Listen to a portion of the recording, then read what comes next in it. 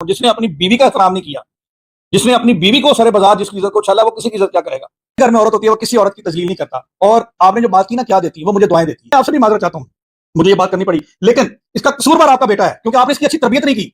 अगर आपने इसको बताया होता कि जिसके घर में औरत होती है वो किसी औरत की तजलील नहीं करती, तो आज इसको ये दिन ना देखना पड़ता। और जिस चीफ मिनिस्टर से ये रो रो के दुहाइयां कर रहे हैं, ये जिससे फीस नहीं लेते, इस तरह करते हैं।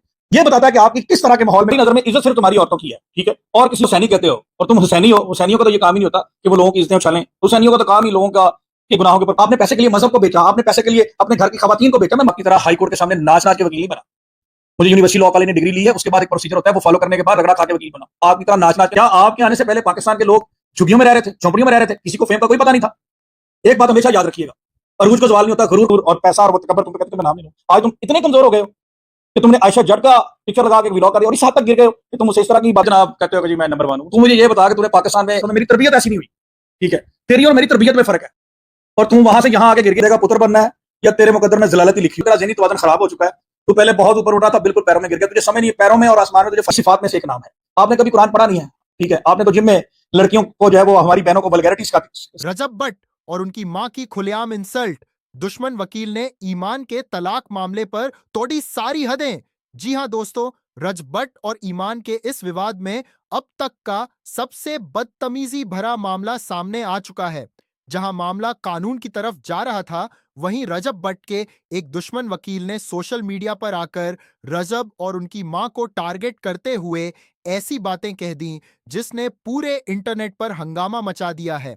आज स्टार पल्स पर देखिए इस वकील के बयान का पूरा सच। क्या वकील ने कानूनी दायरे से बाहर निकलकर रजब की फैमिली पर पर्सनल हमला किया है? आखिर वकील ने ईमान की तलाक को लेकर रजब और उनकी मां के खिलाफ क्या बातें कहीं? क्या रजब बट इस वकील के खिलाफ कोई मानहानि का केस करने जा रहे हैं? चलिए जानते हैं पूरी कहानी आज की इस वीडियो में। जी हां दोस्तों, सोशल मीडिया पर वायरल होती वीडियो में वकील ने ईमान की तरफदारी करते हुए रजब भट्ट और उनकी मां पर सीधा निशाना साधा है। वकील ने कहा कि एक मासूम औरत और उसके बच्चे कीवान के साथ जो नाइंसाफी हुई है, उसकी जिम्मेदार रजब और उनकी फैमिली है।